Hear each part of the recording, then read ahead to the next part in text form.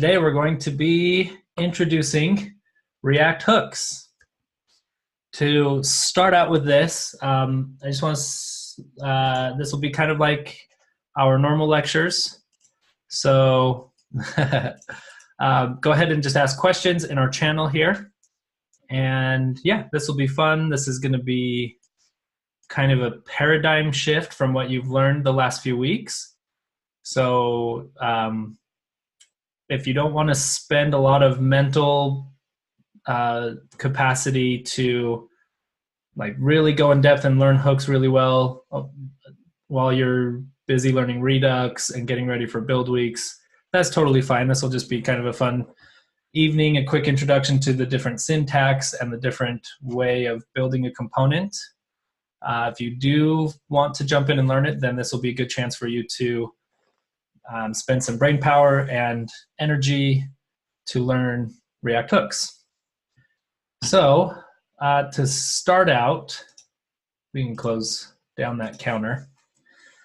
To start out, we want to look at the documentation and get an idea of why React hooks are even a thing. So there's a whole section on the motivation behind building React hooks. That's really, really good. Explains what problem it's trying to solve, like what was wrong with React that they decided to make this entire paradigm shift. We've talked about this before. This is a really great introduction here, this video, where Sophie and Dan go over the motivation, or Sophie Alpert goes over the motivation, Dan goes over an introduction to hooks. All right, so let's take a look at this motivation section. Now, as you've learned React over the last few weeks, you'll start to notice the problems that are talked about in this section. And so this is a really good time to learn about why we have React hooks as a thing. So there's 3 points here. First one is it's hard to reuse stateful logic between components. Now, when we're talking about the motivation, we're talking about class components. So let's just look at parts of this here. React doesn't offer a way to attach reusable behavior to a component. For example, connecting it to a store. So if you've worked with React for a while, you may be familiar with patterns like render props and higher order components that try to solve this. How do we connect our React component to the store? We have to use a higher order component called connect. These patterns are messy, cumbersome, make code hard to follow. If you've looked at the React dev tools with these patterns, you'll notice that there's a lot of extra wrapping layers happening, surrounded by layers of providers, consumers, higher order components, render props, whole bunch of other abstractions, all of this just to get to the point that we can reuse some logic from one component to the next. So while you can filter those out in the dev tools, this points to a deeper underlying problem that React needs a better primitive for sharing stateful logic. With hooks, you can extract stateful logic from a component so it can be tested independently and reused. So with hooks, again, we have a way to extract that stateful logic we're trying to share between components and reuse them, import them and reuse them inside components, rather than wrapping components, passing them through an HOC or render props or something like that. Hooks allow us to reuse stateful logic without changing your component hierarchy, like both of these patterns do. So that's number one. Number two in the motivation behind React hooks is that complex components become hard to understand. Now, some of these patterns we haven't seen, we've talked about, but we haven't really implemented and seen. So let's talk about them real quick. Think about a class component that, number one, sets up an event listener in the browser. And number 2 does some data fetching when the component first mounts, and then makes that same call later when the component updates. So we have a class component that does those 2 things, sets up a listener and fetches data at a couple different points, makes the same data fetch call at different points during its life cycle. This is now a complex class component, and the way we have to write code for those 2 situations makes it pretty hard to understand this component. So each lifecycle method often contains a mix of unrelated logic. So let's think about our 2 different things we're trying to accomplish in this component. When the component mounts, we need to do 2 things, and they're both unrelated. First, we need to set up our event listener. Next, we need to fetch our data. Those both happen inside component did mount. They're unrelated, but they're now combined together inside this function, inside this component lifecycle. Then we look at component did update, and the data fetch that happened in component did mount also needs to happen in component did update in case we get new props and have to make that data fetch again before our component unmounts and remounts.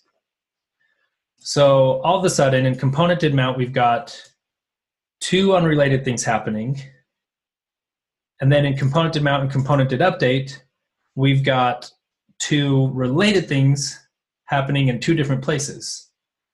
So now all of a sudden we have kind of this spider web of things happening, of unrelated logic being combined together and related logic being split apart. So again, in component did mount, we also set up our event listener, right? Which means we need to clean up that event listener and component will unmount. So now component did mount has the event listener, the data fetch, the logic for both of those events is combined together in component did mount, and both have related logic in different functions in the component lifecycle, different lifecycle methods. So now we have component did mount, component did update, component will unmount that are all kind of interrelated and unrelated at the same time. So all of a sudden we've got a very complex component that's really hard to understand how to work inside this component. And if we need to come in and update something, we need to remember to catch it in all the different places. And this is really tough. So to solve this, hooks let you split one component into smaller functions based on what pieces are related, such as setting up a subscription or fetching data. We'll see this happen later tonight. Rather than forcing a split based on lifecycle methods. So we're going to split up logic based on related logic rather than based on component lifecycle methods. So all the related code will stay together in one function, and we won't intermix that logic. So that's motivation number 2. The last thing is classes confuse both people and machines.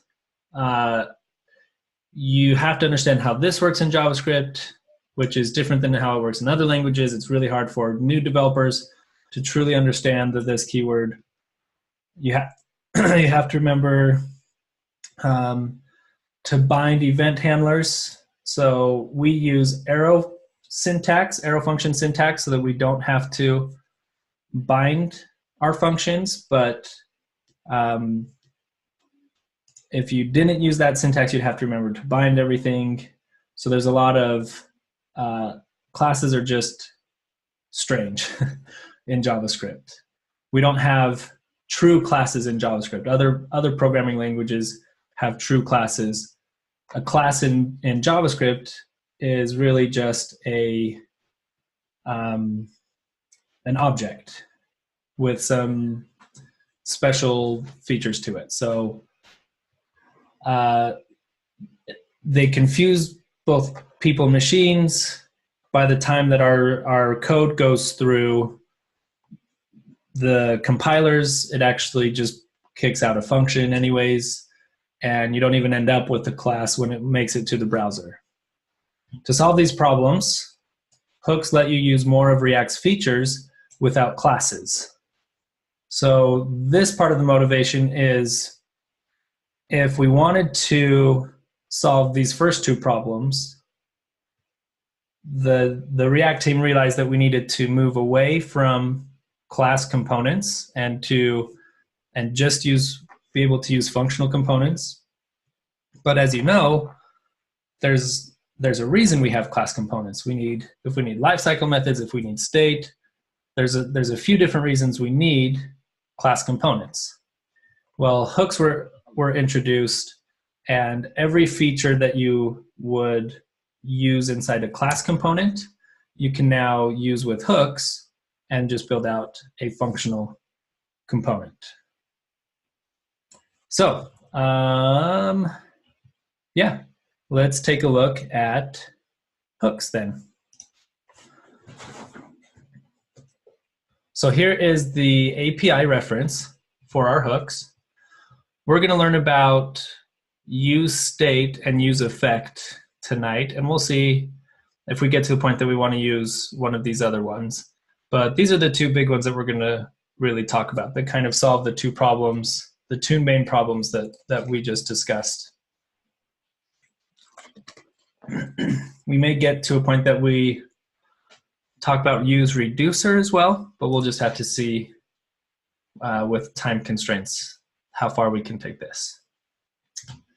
Just jump on Slack, see if there's any discussions happening. Oh, Jubilee, you make me smile. Awesome. Well, are you guys ready? Let's do this. Here we go. So let's do, I'm going to give you this sandbox. And I'll also share the live link here.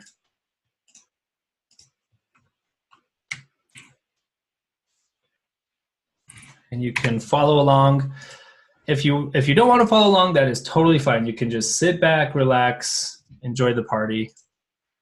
Otherwise, there's the links for you to jump in, get your hands dirty a little bit, and play with hooks. All right, what is this application right here? Pretty simple. We've got a title, we've got an input, and we've got a set title button. That when you click the set title button, it updates our title. All right, so let's see how this is being accomplished. We have a class component.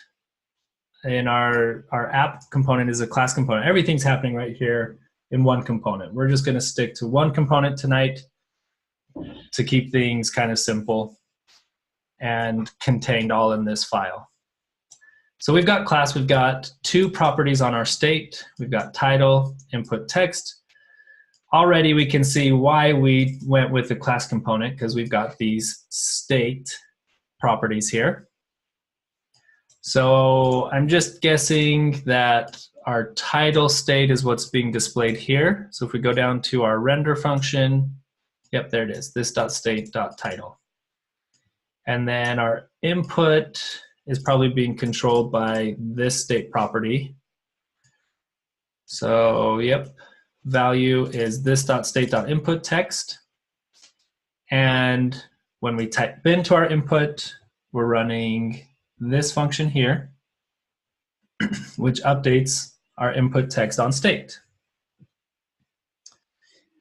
Then, finally, when we submit our form, we run this update title function.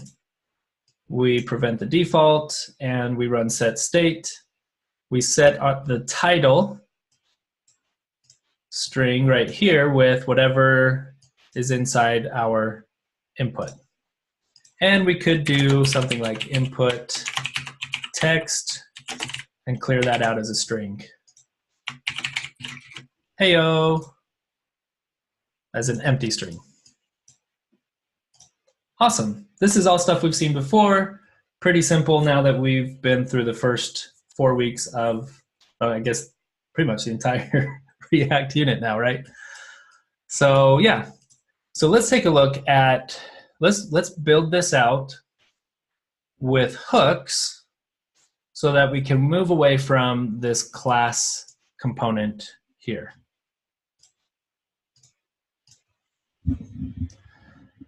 So to start that, let's go down underneath this class, and we're going to have a function that we're going to call hook app.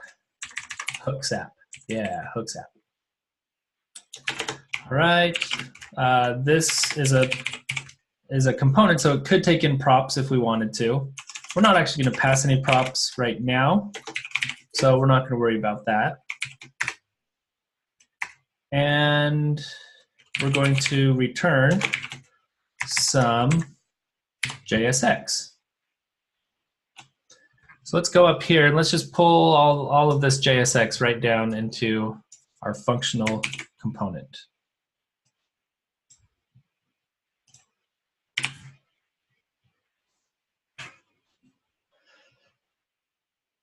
All right, so nothing is broken. We're looking good. Now, let's go ahead and, well, we need to start removing everything that has this dot state or this on it, right? We're inside of a functional component, so we're not going to use this keyword. So we'll go ahead and just get rid of every reference of this and this dot state. Perfect. Now we're ready to go. So let's hook up our hooks app, pass that down here. And now we get errors, right? That's okay. That's exactly what we expected. We don't have something called title. We don't have update title, input text, update input.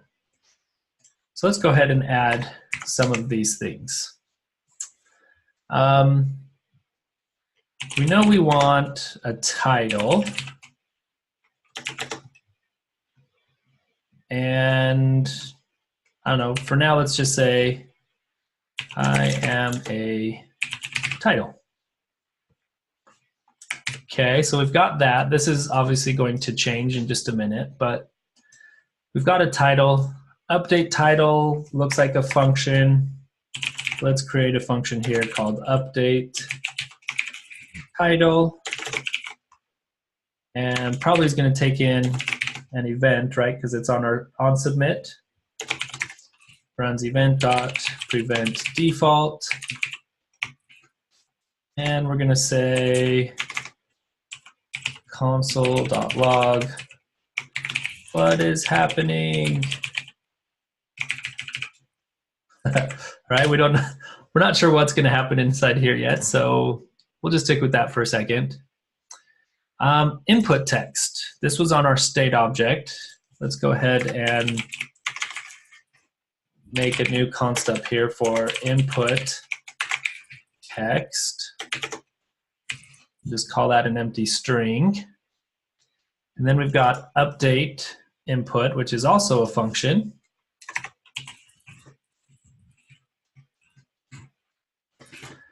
This one, yeah, we'll pass in an event because we probably need to use that event to set the input text, right? So update input up here has the event, and it's using the event value to set our input text.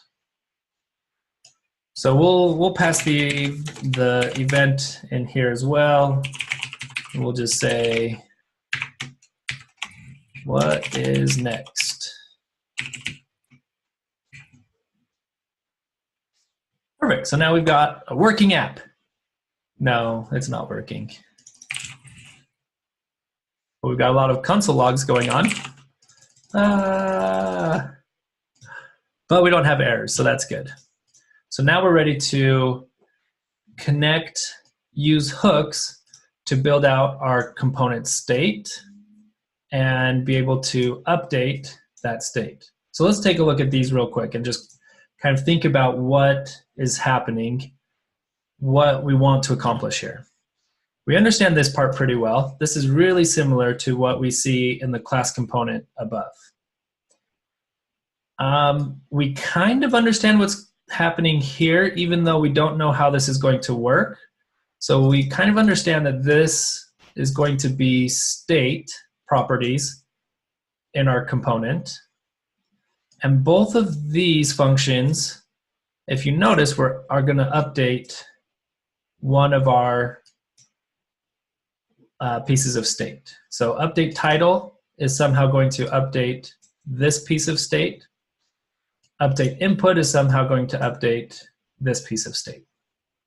So that's the goal that we want to get to tonight for this first part.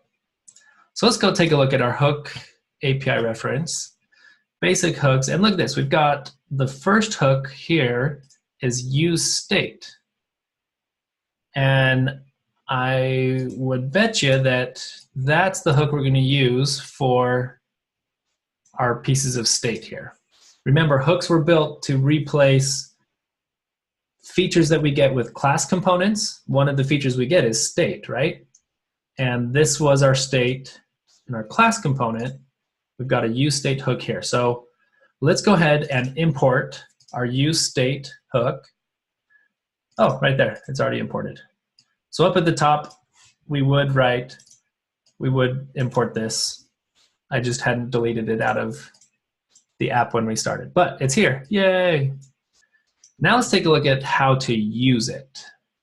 So useState is a function, takes in some initial state, and returns this weird array thing.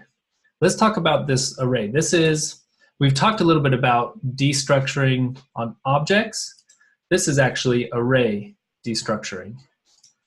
So let's go down below here. And let's just say if I have an object with one property and two properties, then I can destructure this object like this. One property, two property equals my object. And what this does for me is wherever if this is in, whatever scope this is in, I now have access to a variable called oneProp, which is set to this value here, and a variable called toProp, which is set to this value here. So this would be the same as writing const oneProp equals object dot oneProp, and const toProp equals object dot toProp. All right, same thing is happening here. This is just a little bit more concise, especially as you get more and more properties on your object. So similar to this, if we have an array, we'll just go A, B, C. We can destructure this array. So we can say const A, B, C equals our array. This would be the same as, now this is the difference between object destructuring and array destructuring. With object destructuring, we can do this.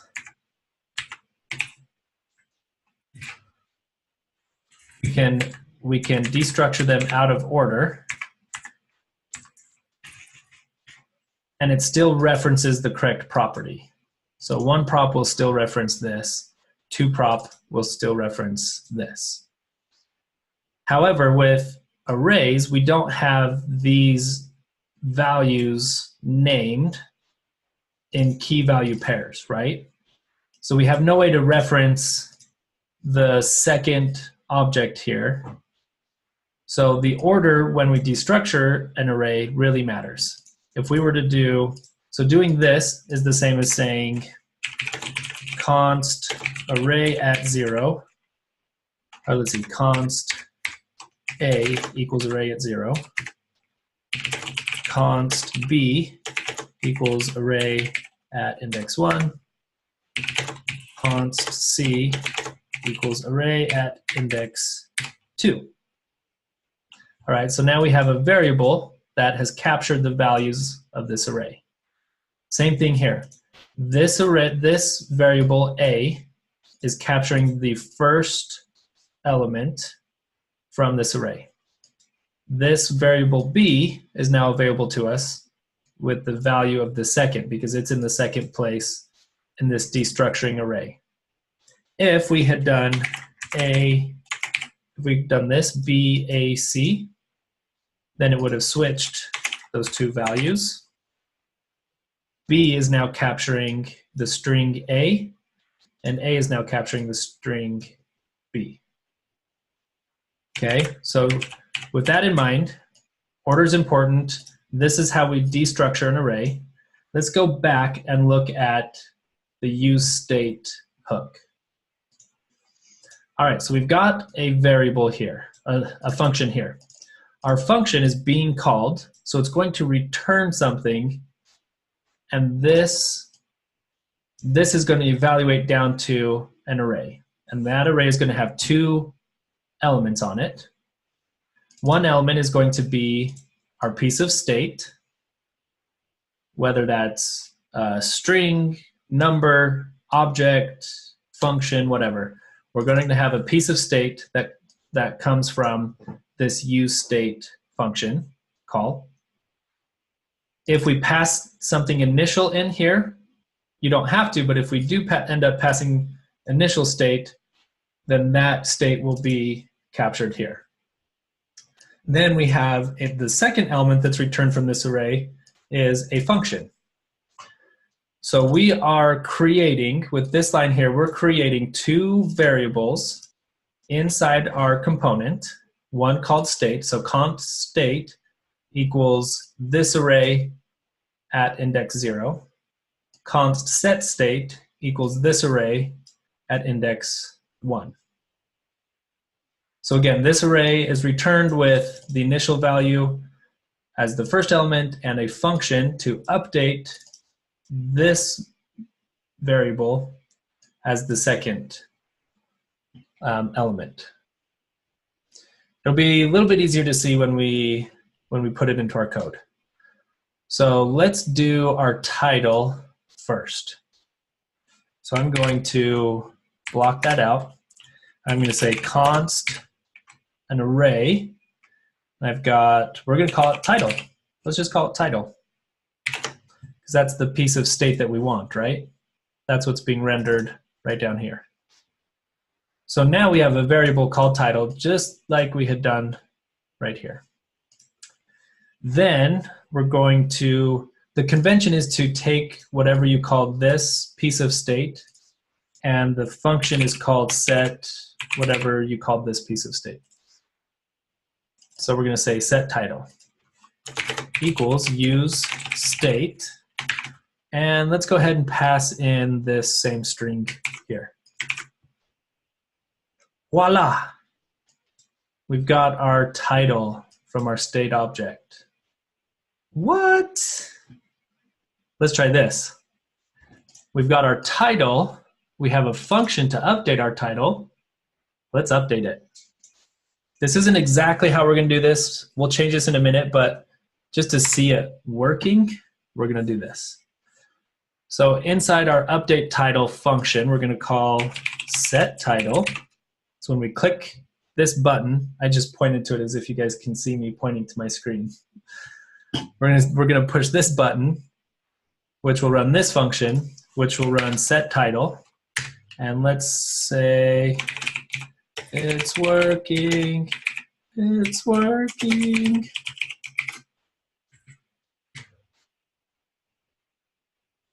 Okay, let's see if this works. Yes! So cool. Okay, so this set title is basically the set state automatically set to update this title variable here.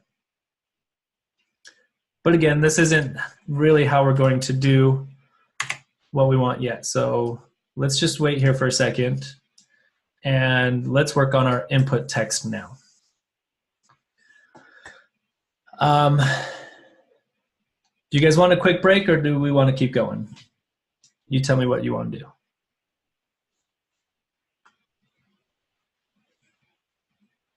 Okay, keep it rolling. Sweet, nice.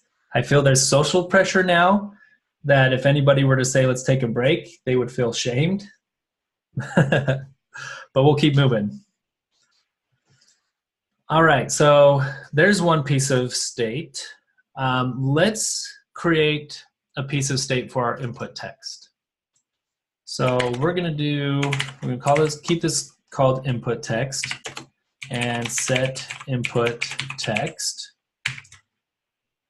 And we're gonna do useState, pass in an empty string. All right, so this input text const that we just created is now controlling our input. We can't type in here yet because we haven't, when we type, we're not doing anything with the value.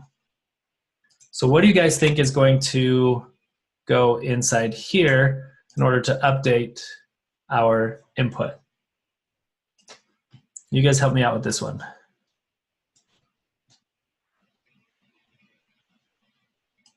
Word. Very true. Okay, what do you guys think? How can we update our input text right here inside? Oh, here we go. Nice. Yeah, we're going to use the event and we're going to pass in the value from our event into this set input text function. Okay, so let's just take a peek up here. Update input uses this dot set state to update input text, right? Our set state, we now have a personal set state for every single piece of state. So instead of doing this dot set state, we're going to do set input text. But it's basically the same thing. We're just calling our state setter function and passing in the value. So here's our setter function, set input text. And we just pass in e.target.value. So if I type A, it works. B, C, D, yes. Nice. This is so cool. We now have a controlled input with no class inside a functional component. Get rid of these console logs. We don't need those anymore. Now, watch this. Now that we have some text being passed in here and being stored somewhere inside our function, we can set title with our input text.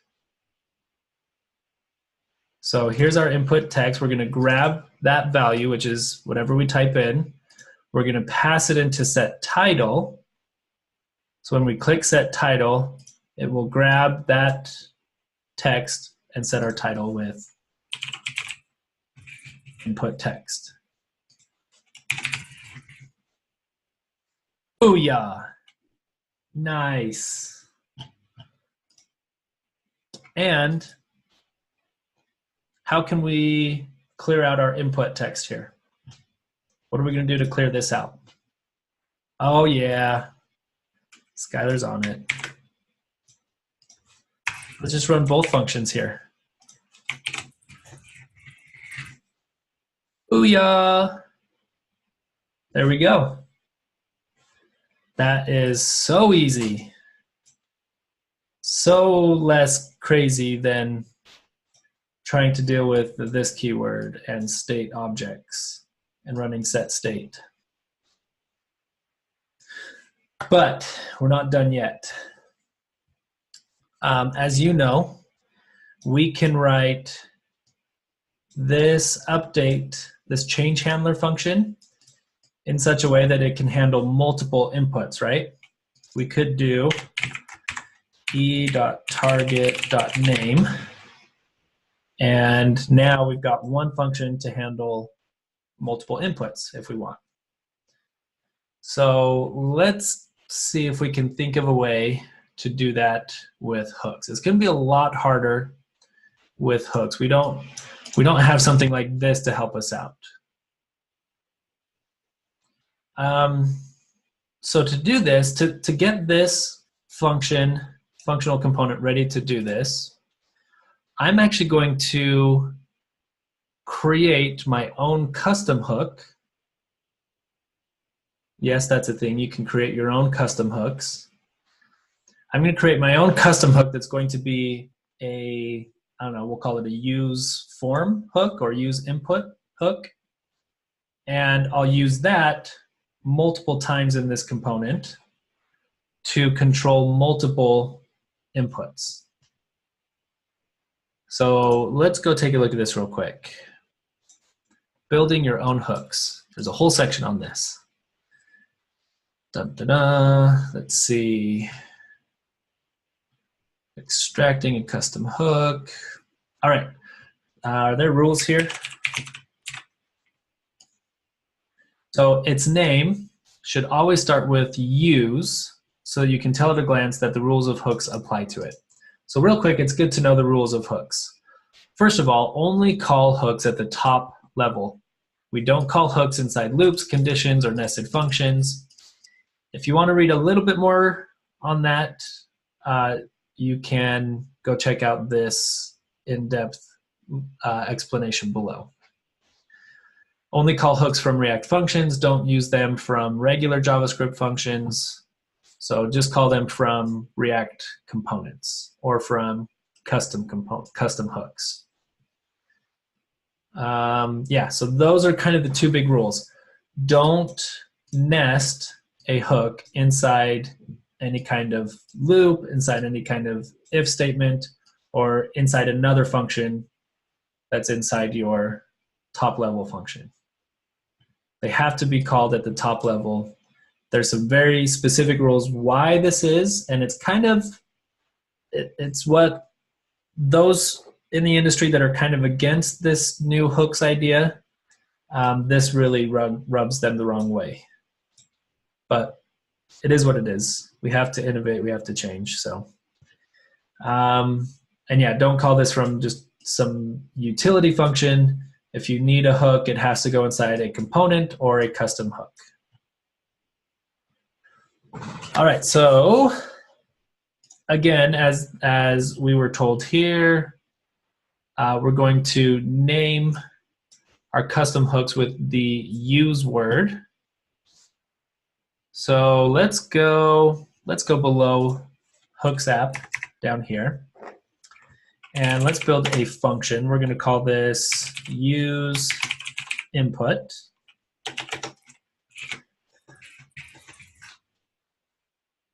Okay, let's pull out some of the logic we've used for our input, not for our title, for our input. We're going to extract that from our hooks app, from our component, and get it into this reusable custom hook here. All right, so we're going to need this piece of state. So we're going to take that out. We're going to move that into our custom hook. We're going to need this update, right? This update function. So let's go ahead and pull that out.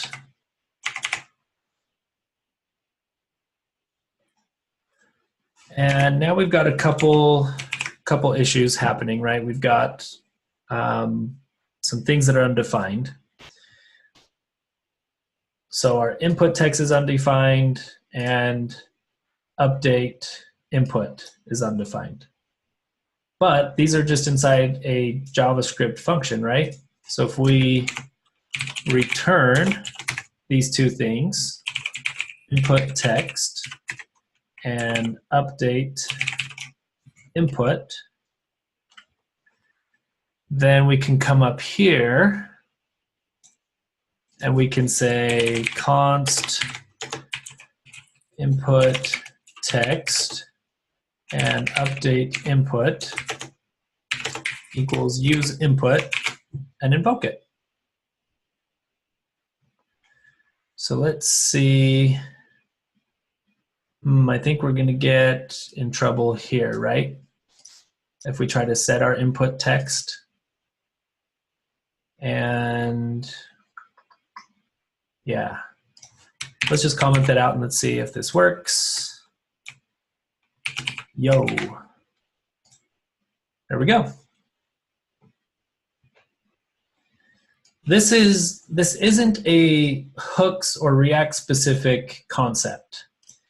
This is a JavaScript concept where you extract logic out of a component or out of another function, move it into another function, hopefully a pure function, and then call that function where your logic used to be. So again, this isn't a hook specific thing. This is just a JavaScript strategy that you can use to kind of clean things up a little bit. And you notice it actually made our component look really nice, right? Let's bring this back in though, because I kind of like clearing out our input. So it's set input text that we're missing. Why can't we just return set input text too? Let's return all three things that we needed in our component here. And there we go. Neat. Now, here's the magic with using a custom hook.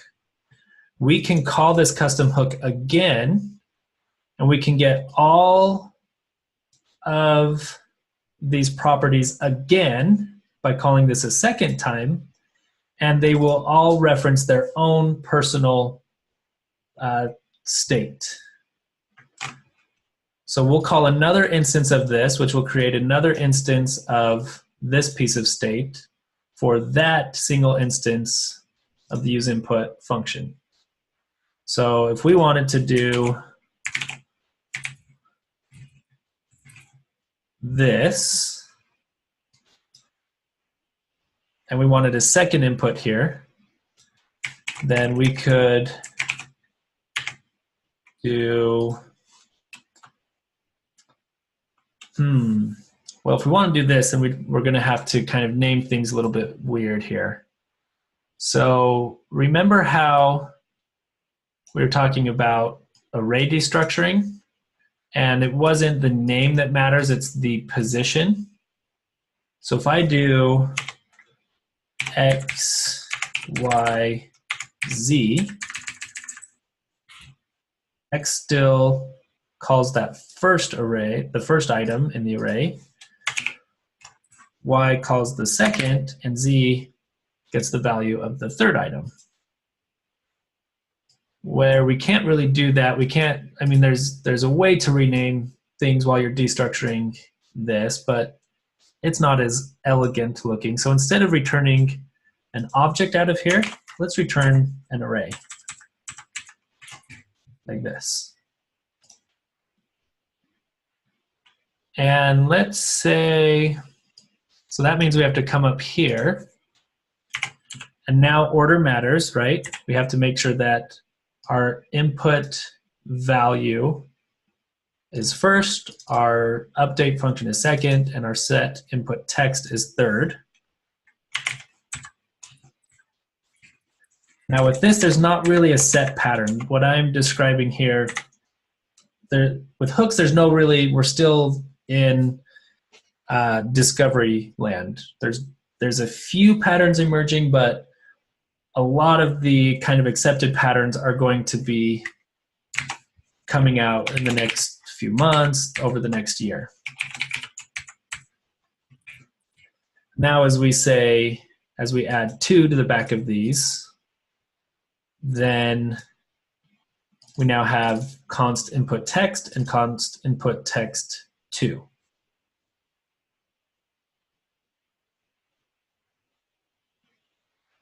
Let's see.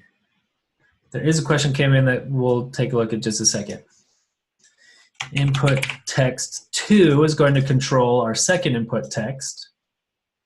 And we're going to change our input with update input 2. So now we can say, I'm the first, I'm the second. Now we've got one function, one custom hook called useInput that we can use as many times as we want to control different inputs. I don't like, as I'm thinking about this, if we have 4 or 5 or more inputs, it's going to be kind of tedious to think of different names here. So let's look at a different pattern. This is one way we could do it. We could return an array and destructure that array. And then we just, that's a little bit tough because as you get really more than 2 values, then I start to worry that I'm going to start mixing up Then I'm going to start mixing up the values and putting things in the wrong order. And I don't like that possibility. So there's a couple things that we're going to change up here. Let's go down to our useInput and let's go back to returning an object. Now instead of destructuring this object, watch this. We're going to say const input, we're going to call this title input, and we're going to call this second input. We haven't destructured this, so this is now an object with these 3 properties on it. Well, these 3 properties are a little bit weird. Let's go with value, set value, and update value. So that means we got to kind of change things all over the place here. That's okay. We'll take a quick break after this, and if you're typing along, you can catch up.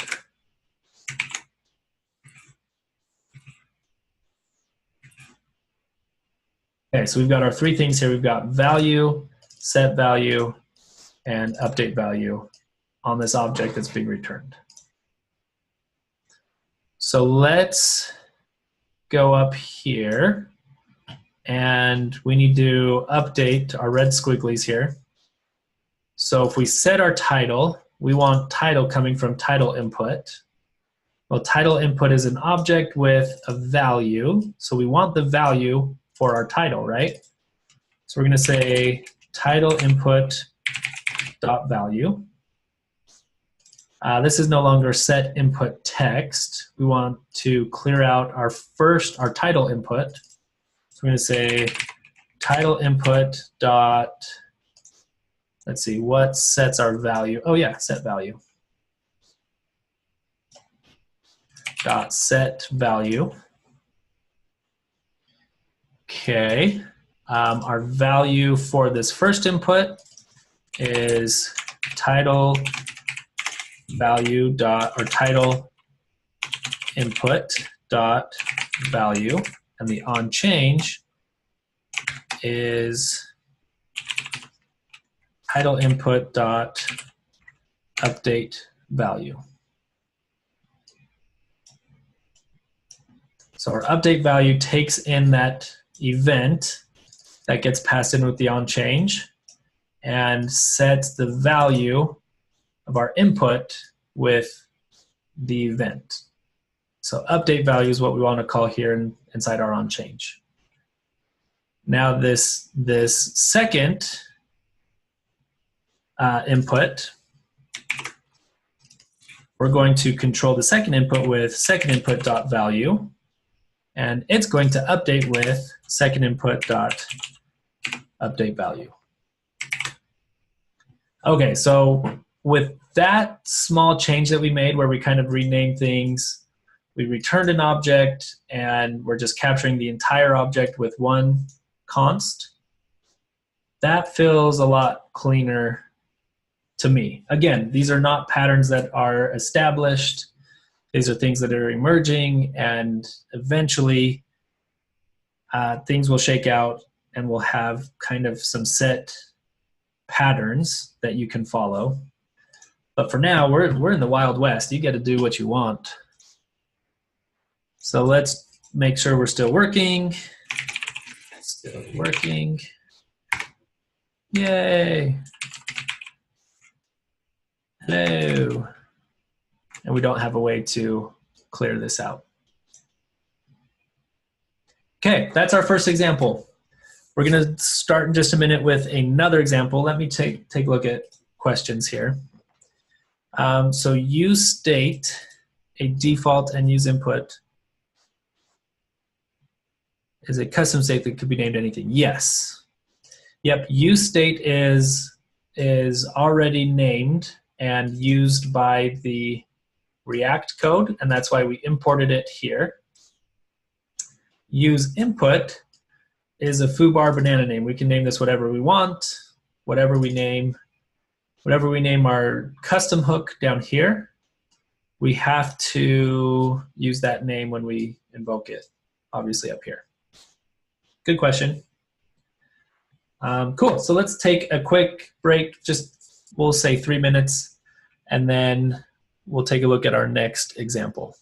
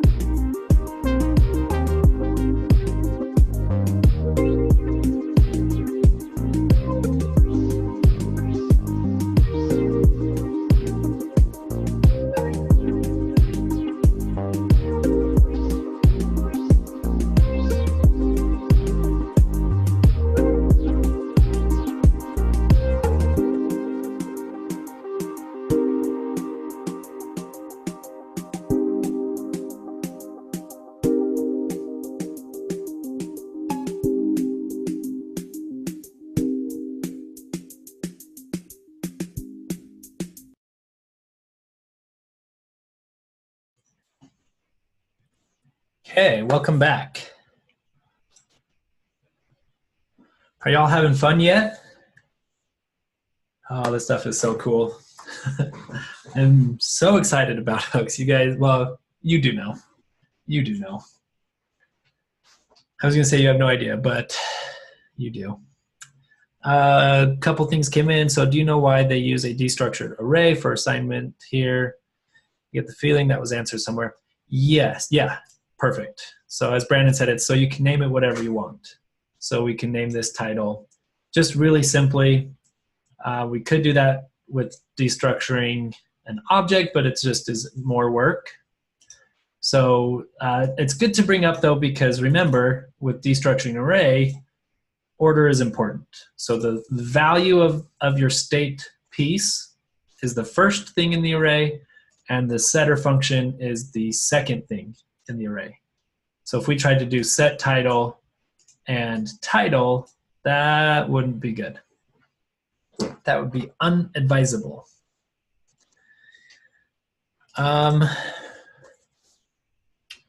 Let me see what we're going to do next here.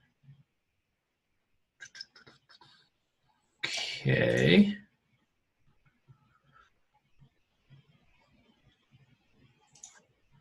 I think we've got time for this.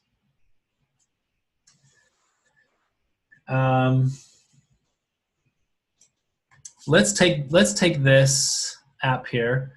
We're going to go ahead and remove this second input and remove this input here. And as you are well aware at this point, when you're learning something new, the best way to learn that thing is build a to-do app. Oh, you get so sick and tired of to-do apps, but they really are a good way to learn all these things, because you do they're simple but they're complex enough that you can see all the different kind of use cases. All right. So what do we want to do? Well, we're going to have we're going to make a components directory here. And let's make a to-do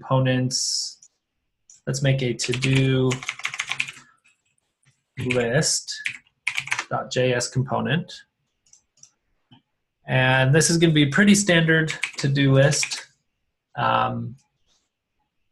It's going to import React. It's going to import a to-do component, take in some props. On this props, we're going to have a to-dos list, map over that to-dos list, and pass our each to-do down to a to-do component.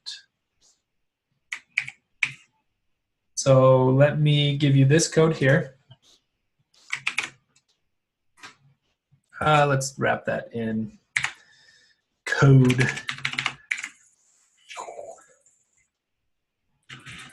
There you go. So there's our to-do list. I'll also give you everything for our to-do. So let's make a to-do component. And whoop, here's our code for the to-do.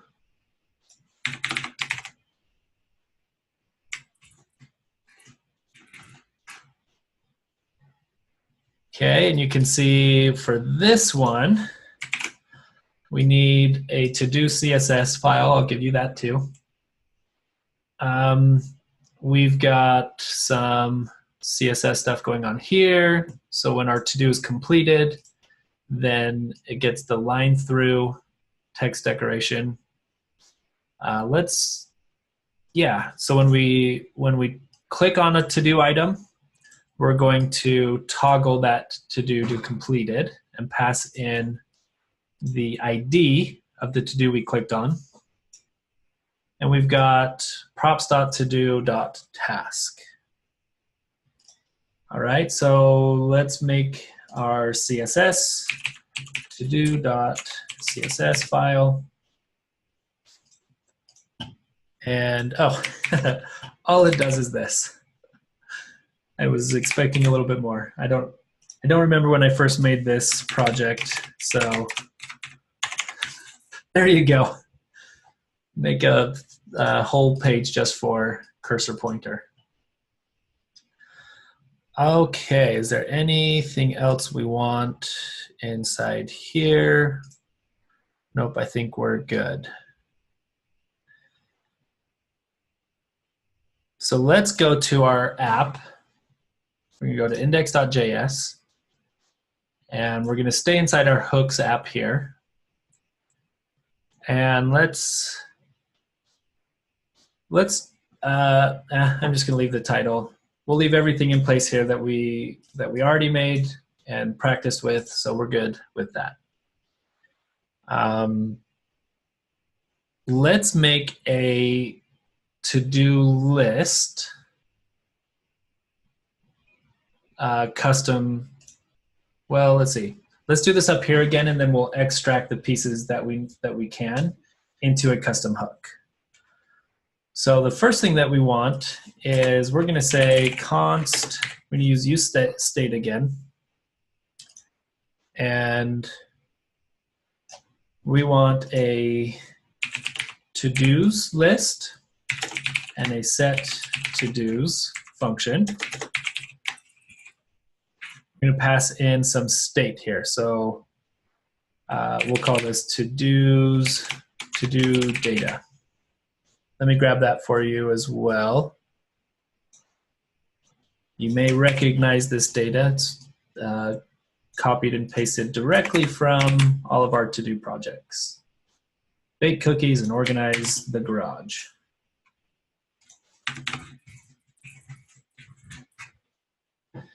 Okay, so we're set up, we're ready to make our to-do app. We've got our data. That data is now being stored on state right here. To-dos data. So let's go ahead and pass this list down. If we were to console log this list,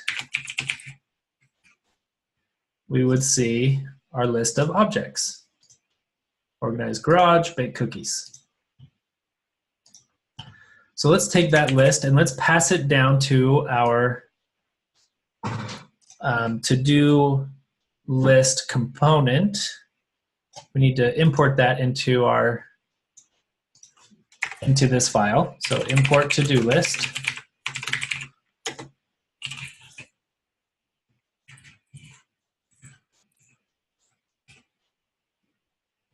And let's go ahead and render this in our app. We'll do this above the form. Make sure you go all the way down. You don't want to do this inside your class component, otherwise you won't see it happen over here. So make sure you make it all the way down to your hooks app, and let's go ahead and render our to-do list. Our to-do list is expecting props.todos, right? We just broke because we didn't give it a to-dos prop. So we're going to say to-dos equals to-dos. There we go. We've got our to-dos from our state right here, passed down to our to-do list. All right, now if we want to add a new to-do, well, we've got this controlled component here that's being controlled with this input. So when we update, when we run our form, let's not run update title anymore. Let's call this add to do. I'm going to go ahead and do that so we can keep that code. And const add to do takes an event. Run event dot prevent default. And we're now going to do add to do passed into our form on submit. Oh, it feels so good to pass in. Okay, think about this. If we were not using hooks, we would either pass in this dot add to do, or we would pass in props dot add to do, right? Ah, but we don't have to anymore. That's so beautiful. Love this. Add to do, perfect. So instead of setting our title, we do want to run this, right? We do want to clear out our input. But now, think about the logic you've used in all your to-do apps you've made to add a new to-do to your list. We're going to do the same exact logic here. So we're going to say, we're going to call set to-dos. You have to think about this. A to-do is, a to-do list is an array. So we need to give it, when we call set to-dos, we need to pass in an array. And we're just going to do the same immutable code that we've been practicing every single day.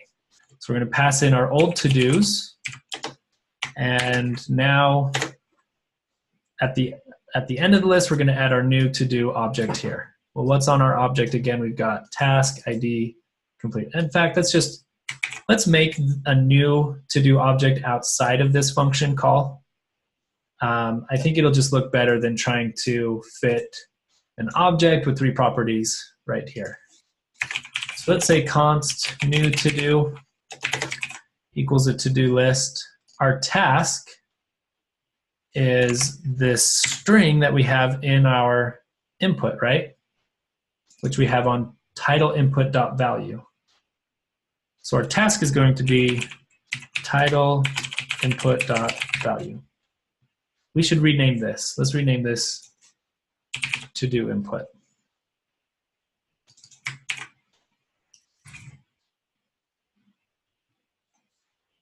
We've got, there we go. And okay, so we've got that. We don't want a comma there because that's going to throw errors there. Our ID is going to be date.now and completed false. So we just pass in our new to-do there. And we save, and we say, new things are fun. Yes! Ah, that's so cool. Take a minute to look at this code and just make sure you can kind of internalize what's happening. We've got useState for our to-do list, and we can run setState for our to-do list with this setter function. We're doing that here when we submit our form and invoke the add to-do function.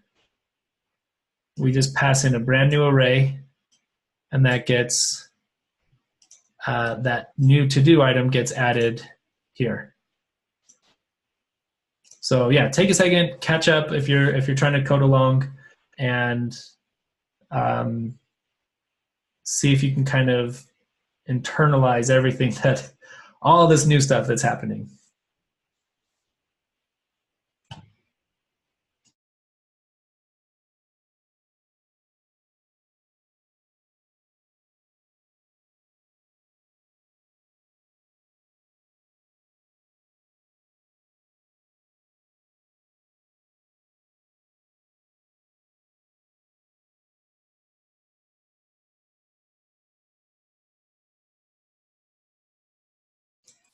Okay, I'm going to check out Slack, see if there's any questions.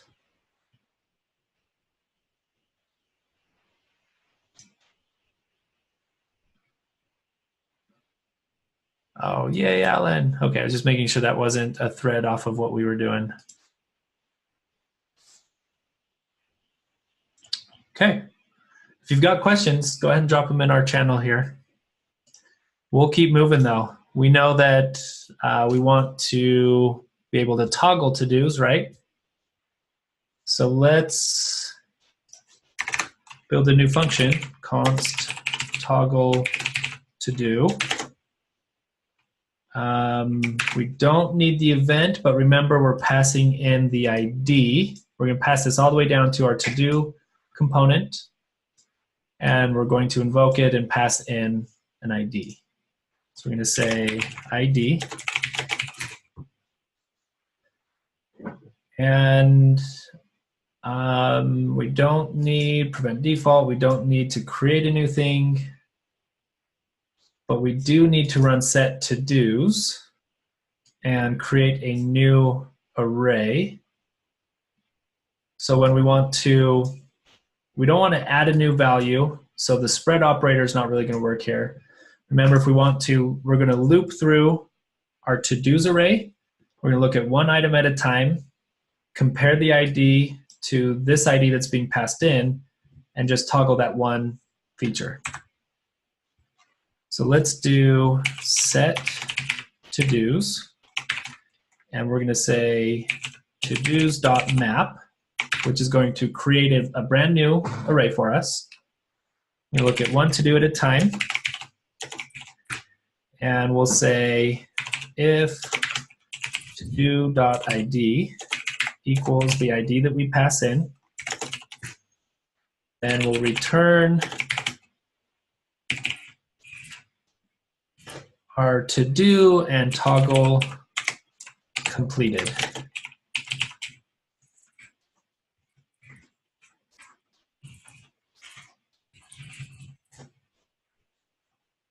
So when we return this object, we're going to make a brand new object, pass in all of our old values, and toggle the completed value. Otherwise, just return to-do. And you know what, let's clean this up a little bit, and let's do this. Let's see if this will work on one line. I don't know if it'll let us do this. Ah, it did break it down. Oh, no, it did. Sweet. So you can do a one-line if block here, just in case you wanted to know. All right, so this map, again, will return a new array and pass that into our set to-dos function. So let's go ahead and pass toggle to-do down to our to-do list.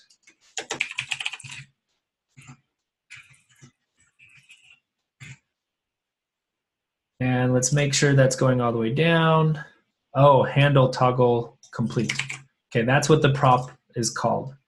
So let's go back to our index and pass toggle to do down to handle toggle complete. So that passes down to do, which calls it here. Perfect. All right, so let's click on one. Ah, yes, it's so good.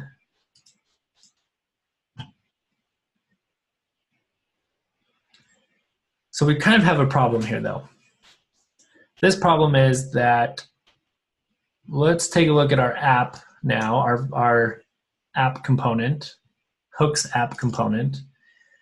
It's kind of getting pretty filled up here with a lot of logic. And I feel like this is some of these things we could pull out and create some kind of to-do management hook. So let's try that. Let's just see what that looks like. Creating another custom component for our entire to-do list. If you only had one list that was managed this way, I think we're kind of okay to keep this here. I mean, it's not too bad yet. We're what, 53 to 99, so less than 50 lines. That's really not bad. But let's pull it out, especially if we wanted to reuse this logic somewhere else, then we would want to pull this into its own custom hook. So we're going to call this const use to-do list, and I don't know what we want to take in yet. So let's just pull these out one at a time here. We'll start with our state. So we're going to pull out our const to-dos. And let's put that into our to-do list. You know what, let's do this. Let's go like this, hooks. And we'll say useInput.js. Let's just grab our entire useInput function out of here. And we will export this. Export. Oh, we need to import. This is a JavaScript or a React function. So we do need to import React. And we do need to import useState.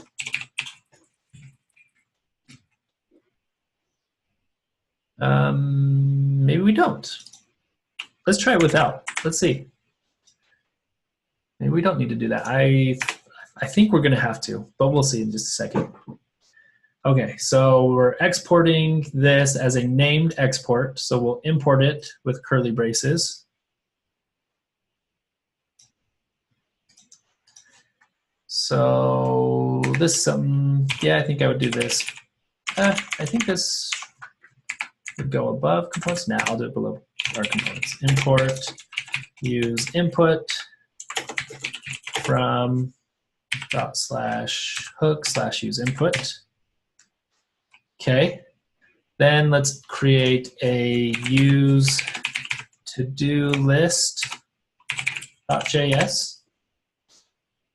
And let's grab our to-do list out of here before our one file gets too unruly. Use to-do list. And we'll grab the same import.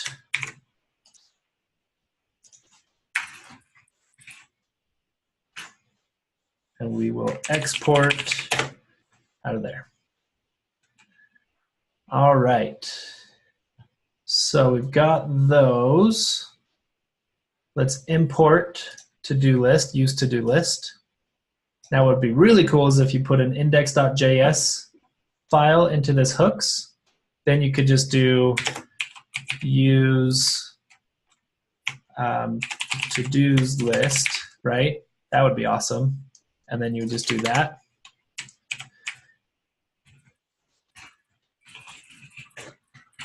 I'm just going to do this, use to-do list from hook/to-do list.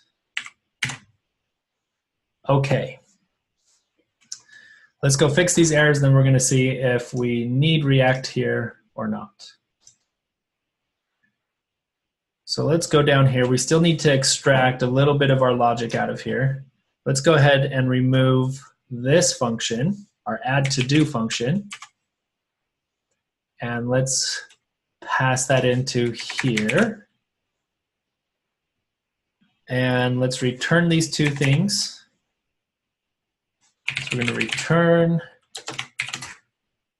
to-dos, and we're going to return add to do.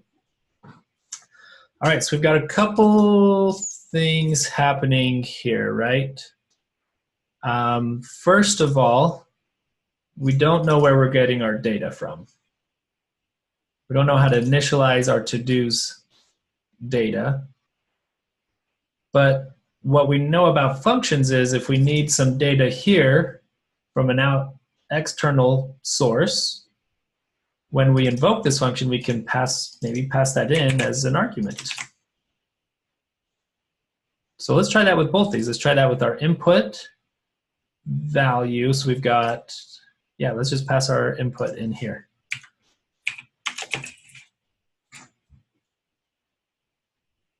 All right, well, that takes care of all the red squigglies here. But what that means is when we invoke useToDoList, we need to pass in our data, and we need to pass in the to-do input object that's controlling the input for this particular to-do list. So let's go call our use to-do list, pass in our data and our input object. So let's go right up here. We're going to say const to-do list equals use to-do list. We're going to pass in our to-dos data and our to-do input. Now, let's see what we've got. So we've got this toggle to do function here.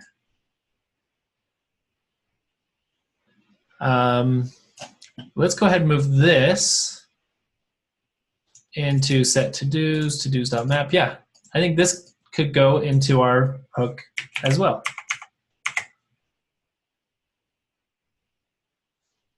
The reason I'm doing that is because this is where the state for our to-do list is being managed. So a function that is, all it's doing is changing this data, should live here inside this hook. That makes sense to me. But we do need to export or return, We do need to return this out of here. So let's do that right here, toggle to do. So now when we call to-do list, use to-do list, pass in 2 pieces of data, we are getting this object back. We're capturing this object on this variable here. So let's take a look at what's being returned. We've got our list of to-dos. So we need our list of to-dos right here. So to-do list dot to-dos. Remember how I was so excited about not having to type things like props dot something? Yeah, that was short-lived. But that's okay, this is cooler anyways. Toggle to do is being returned here, right? Toggle to do. So let's grab to-do list dot toggle to do. Alrighty. Add to do is being returned out of here. This is really bugging me. Nah. Okay. Whew. Things are alphabetical now. I'm satisfied. All right, to-do list dot add to do. And hey, no more red squigglies. Sweet, let's see if everything still works. Check this out. Look at this component now. This is so nice. Look at this, all I've got is a few pieces of state, 1 piece of state, a couple custom components that are managing my input, my entire list, everything that goes into managing this list is coming in right here. If we remove this, you know what, let's just get this out of here and put it up here. Because it's making my component look ugly. Oh, yes. 23 lines of code for a to-do list. That is awesome. That is so cool. Let's see if it works though. Oh, yes. It works. Awesome. That's so cool. Whew. I'm pumped. We could even get rid of this line because it's not really doing anything, right? And just say, to-dos are so fun. Fun. And where's that weird one that I was looking at? Yay, blah, blah, blah, blah. Yes. So cool. Okay, I'm going to save everything. I'm going to pass you this link again. We'll take another quick break, and then we'll look at useEffect, which handles kind of the same things as our lifecycle methods. So there's that. You remove attachment, yes. Yeah, yeah, as you're saying, if we end up destructuring this, which we could now because we're not really, we don't have two inputs and things. So this is kind of whatever we want to do. Like we've got value and update value. We'd have to pass both of those in if we destructured this. So yeah, we could destructure this. You just have to look at every case that it's being used and make sure that you use that. Good point. Yeah, we could still destructure this and then not worry about typing these all in. Okay, let's take a break and we'll be back to do one last fun little app and then we'll call it a night.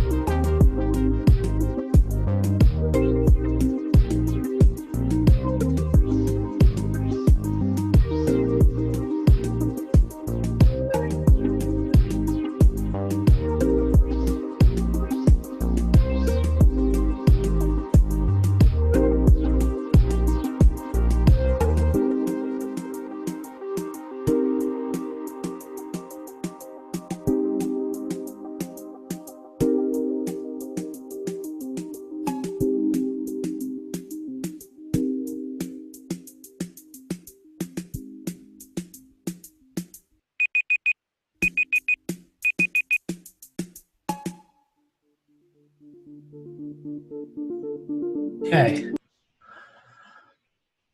Last thing that we want to do.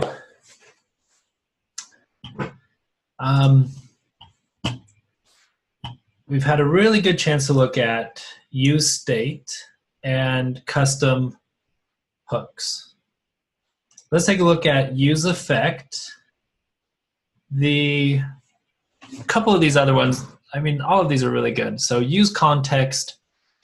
I didn't really want to go into this tonight because we haven't learned the context API. So if you want to take a look at this third basic hook, take a look at the context API. This helps us. The context API is uses render props, but we're trying to not use render props, right? We're trying to get away from that pattern. So the use context hook enables us to use the really cool, powerful context API in React without render props. Super awesome. Use reducer. Oh man. Maybe next week we'll do another quick workshop on use reducer. So I want you guys to see use reducer after doing learning Redux this week. You'll just be like, you'll love it. So yeah, I think we need to do that. Okay. We are going to create a new sandbox. So let me close this session down here. And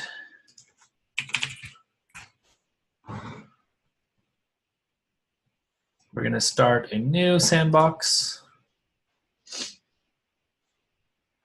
All right, and what we want this to do is we're going to set an event listener that's going to listen to our browser window size being changed. So it's going to listen to the resize event, and for every pixel that the browser or that the window resizes, it's going to print the width and the height on our screen here. All right, so to do this, let me get you all of this here. Hold on one second, set up my styles, and that should be good. Okay, so in order to do this, we are going to use the useEffect hook. We'll get that set up in just a second. So here's the new live session. And here's the new app.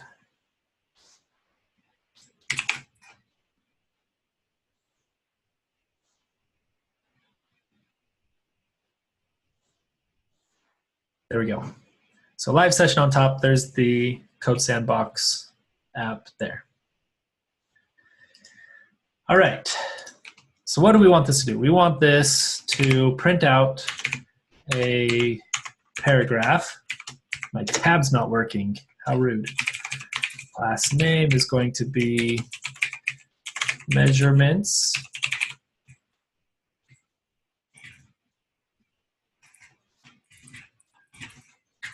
We're going to say that we're going to print out, we're going to have a size object, and this size object will have a width. So we're going to say the width of the screen in pixels by the height. Spell it right this time, there we go, pixels tall. So we're going to say so many pixels wide, so many pixels tall. And we want this object to be updating with every resize event that happens in the browser. Let's go ahead and do this.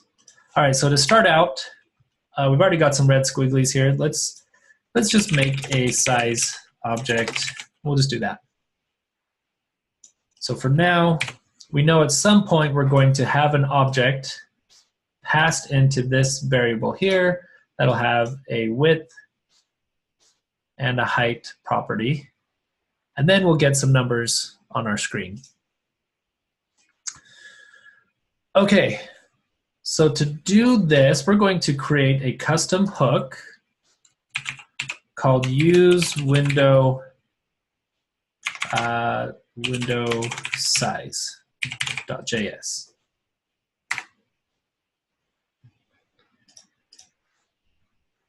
Oh, we didn't even talk about this, but with our to-do app, we totally didn't need to import React. So that's just for components, not for hooks. So we're going to import both hooks, useState and useEffect.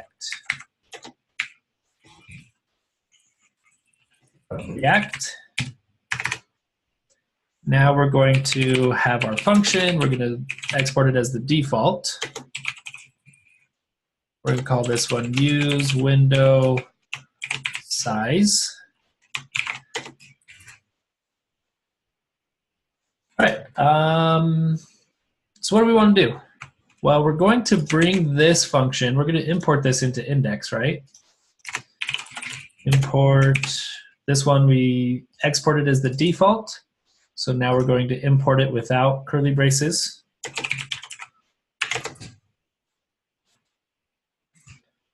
So import that, and this is going to return an object. So now if we call, instead of just setting up this empty object here, if we call use window size, then we get an empty object returned from here instead of here. But hey, we're one step closer, all right? We've abstracted that empty object into our custom hook. So at least this isn't breaking. We're going to see this work as we build this out. The next thing I want to do is well, I don't know what computers you guys are all using or what browsers. So we're just going to make sure that our browser has a window object. So go ahead and type that in. Is client equals type of window equals an object. We just want to make sure if you're using, for some reason, using something that doesn't have a window object, we're going to stop any of this from happening. All right, inside, we're going to create a size object here. And we're going to have a width property. And we're going to say is client. Yes. Then we can grab the window dot inner width. Otherwise, we'll just say no. And then for the height, the way we get the height in a browser, we're just going to make sure that our browser has a window object. Window dot inner height is a property that gets the height in pixels. If this isn't a browser if this isn't a browser, then we'll just return null, and this won't work. So this probably won't work on like some mobile devices, things like that. Okay, so let's, instead of returning this, let's now return size. Hey, we got some measurements. Nice. One problem here though, this calculates when this component mounts, but doesn't really update without a page refresh. So there it updated. Hey, I grabbed exactly 555 pixels. Neat. Okay, so let's fix that. In order to fix that, we need to, well, let's do this. Let's make this a little bit more dynamic. We don't just want to set a const. We want to make a reusable function because we actually have to be setting these two properties every time that the browser changes a pixel in size. So let's wrap this into a function. And I'm not doing arrow functions on this one, just so you guys see the different syntax in both cases. Instead of setting this const, let's just return a function like this, or an object. So now we've got a reusable function that whenever we call getSize, it will grab the current size of our window. So instead of returning size, let's return getSize like that. Okay, so that worked. But again, we're still having this update problem. So let's do this. Instead of calling getSize on our return here, let's maybe set up a piece of state that we can update and return that piece of state. And that piece of state, we can pass in an initial value, which will be this, which we'll call this function inside of it. So let's do that up here. Const, our useState returns an array, right? So we're going to say window size is our piece of state. We're going to be able to update our state with set window size.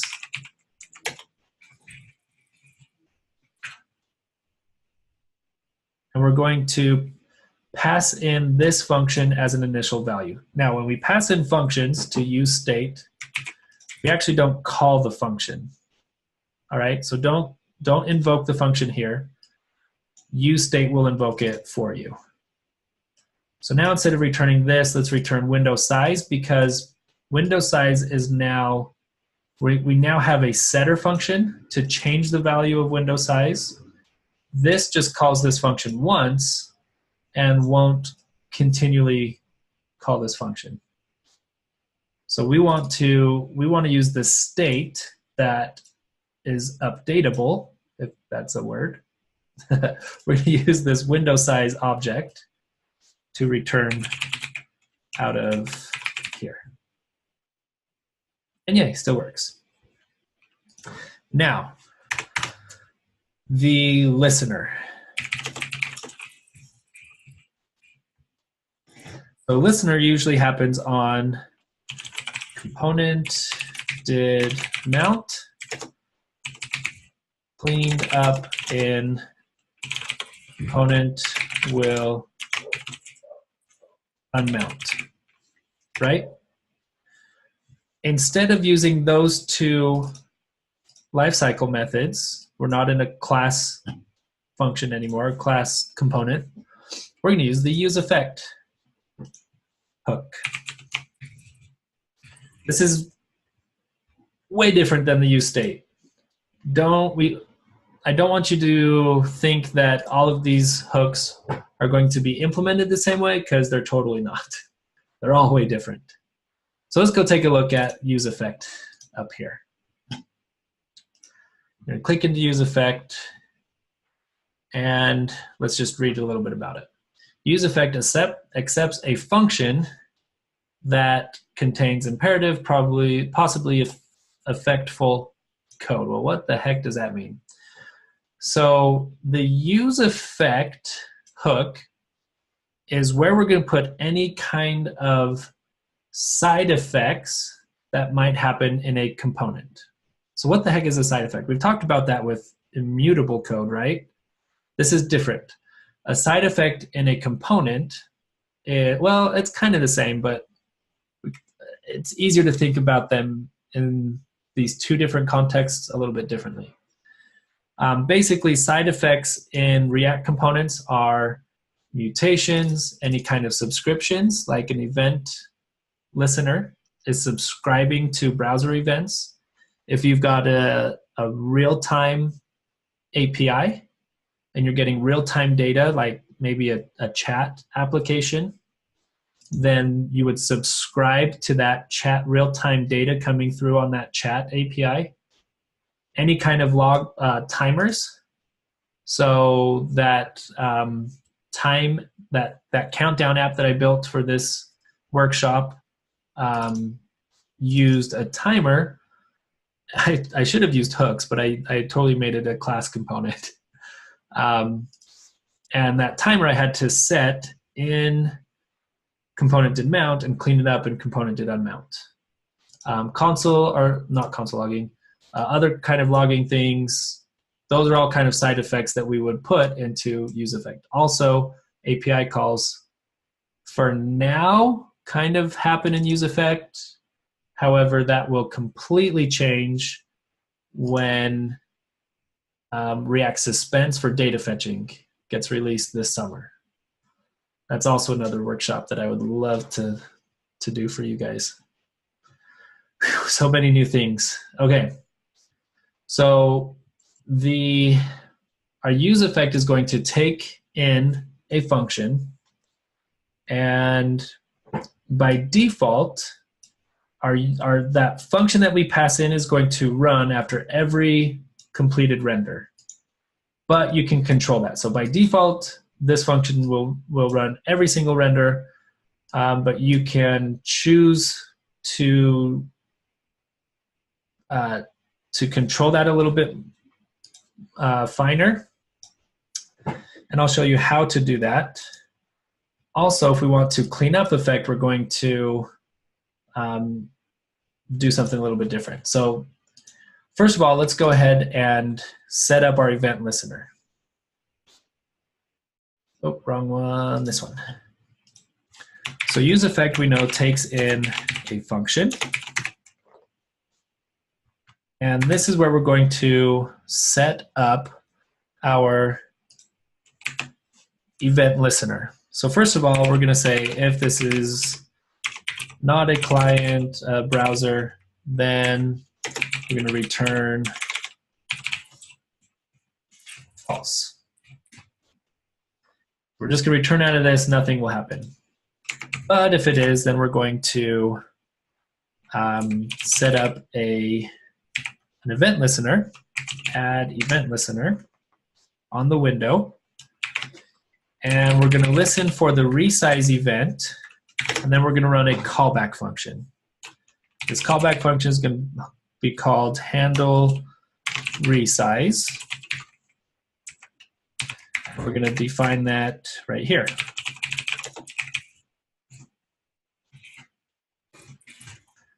All this callback function is going to do is every time there's a resize event that happens, this callback function gets called, and we're going to set our window size.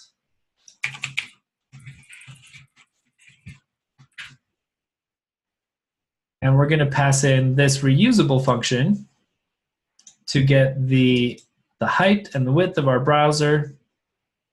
Up here, we passed in get size and we didn't invoke it.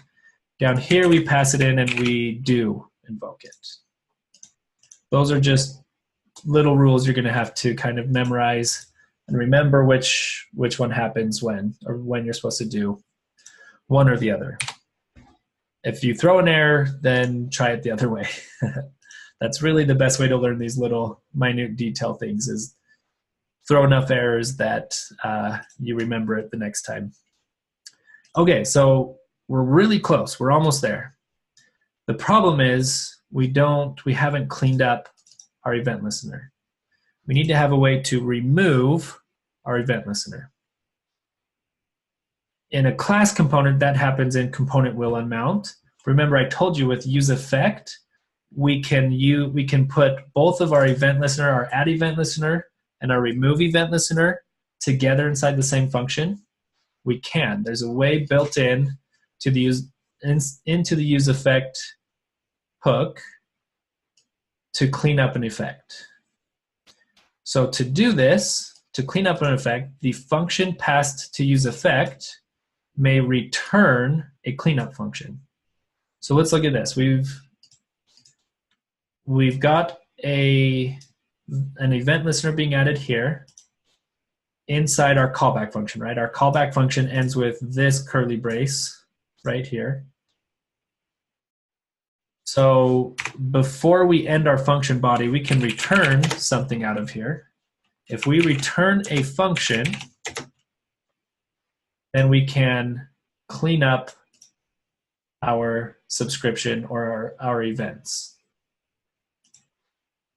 So we're going to return window.remove event listener. We're going to return a function, and this function only gets called when the component is going to unmount.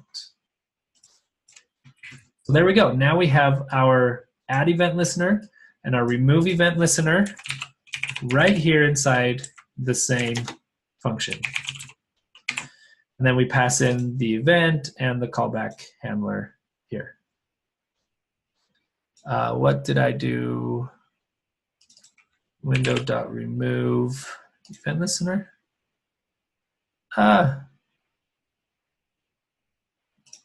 Doesn't like me. Window.re is not a function. What? Let me refresh my page. Code Sandbox, are you messing with me again? Really have a love-hate relationship with this software. Whoa, did you see that? It worked. Nice. Oh, I wasn't even expecting that to happen. Let's see why this is working. Well, in our useEffect, we've set up our event listener, right? Which runs this function, which will update our window size, which is returned. So yeah, it totally makes sense that this should be working. We've got our event listener here, and it is updating our returned object. Now, this is what's really cool about hooks. We understand that with components, if you run set state, that re-renders the function, right? That goes through the reconciliation process. And we'll update the virtual DOM, do the checking on the real DOM, and update any piece of the real DOM that needs to be updated. Well, now anytime we run set window state or any of these setter functions, that's going to do the same thing. It's going to, when we resize the browser and this function gets called, we're setting window state here. That will, that new value gets passed down here. And since size has updated, it's going to rerun our use window size code. Maybe I said that backwards. Maybe, yeah. So this runs, sets window size, and we update our return value. And there we go. So let's take a look here. Totally working.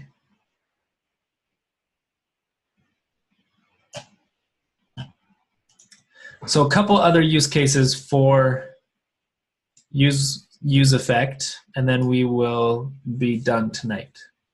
Let's say this function right here, this is going to be called a lot, right? If you're resizing your browser, it's called on every single pixel change, and we're re-rendering and rerunning this function a whole bunch. Well, let's say we had another useEffect function here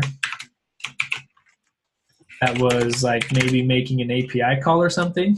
So we'll say make an API call. Well, every time we resize the browser, so if we go from 465 to 480, we just ran this 15 times. We don't want to call that API every single time, right? So as I said before, there is a way that you can control when this callback function gets fired. And the way to do that is by passing in a second argument here. So the first argument to the effect hook is this callback function. The second argument is an array. Now let's say we were doing like a search term. Let's say we passed in a search term here, and you wanted to call an API based on whatever search term comes in here. But you didn't want to call the API on every window resize. Obviously, we would make two different hooks here for this, but we'd still want to kind of set up this hook effect this way. So if we pass in search term right here, then this function will only be called when search term updates, not every time that the component updates. Without this, without a second argument, then this callback function gets called on every single re-render, which even if this hook was pulled out into its own separate hook, it would still cause this component to re-render, and this would still be called, even if they were separated into their own hooks. So we want to stop that from happening, and we only want this effect hook to run when search term changes. So we do that. Now sometimes we only want this to run on component did mount and component will unmount.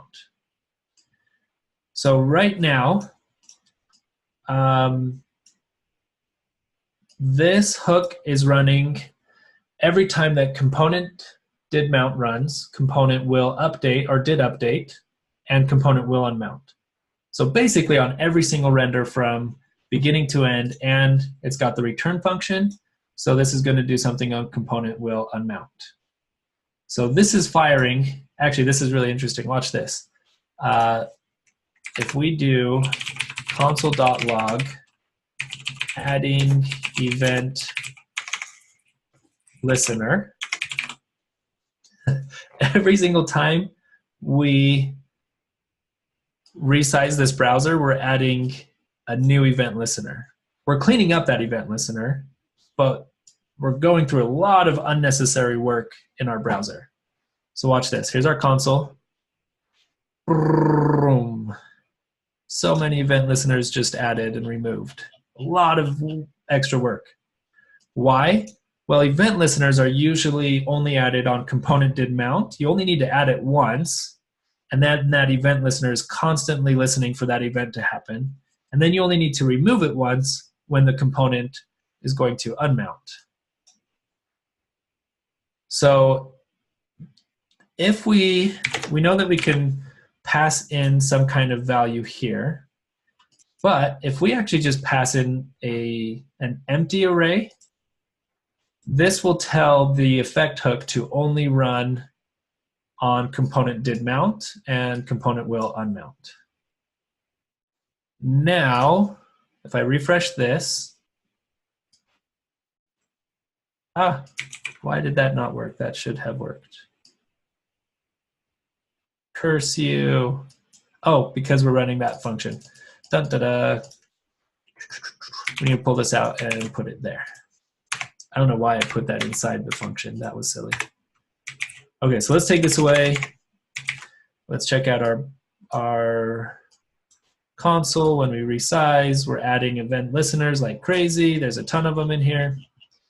Now let's pass in an empty array. So this is only going to run, will only run the callback on mount and will unmount. So there it is. Called it on mount. Now it's working, it's listening and updating, but it's not constantly adding and removing this listener. So this part's really important, especially for subscriptions and event listeners. All right, so when you use the effect hook, make sure you think about when you want this function to run. If you want it on every single render, don't pass in that second argument. If you only want it to run on mount and unmount, pass it an empty array. If you want it to run on mount and when a certain prop or a certain state changes, then pass that into the array. And now every time this changes, so it's as if we did component did update, if search term, if previous state dot search term does not equals this dot state dot search term, make this API call. So this will run when, let's see, on mount and when search term changes. Okay, hooks. We learned our state hook, our effect hook. Obviously, there's quite a few more, but that gives you a really good intro into what the future of React is going to look like.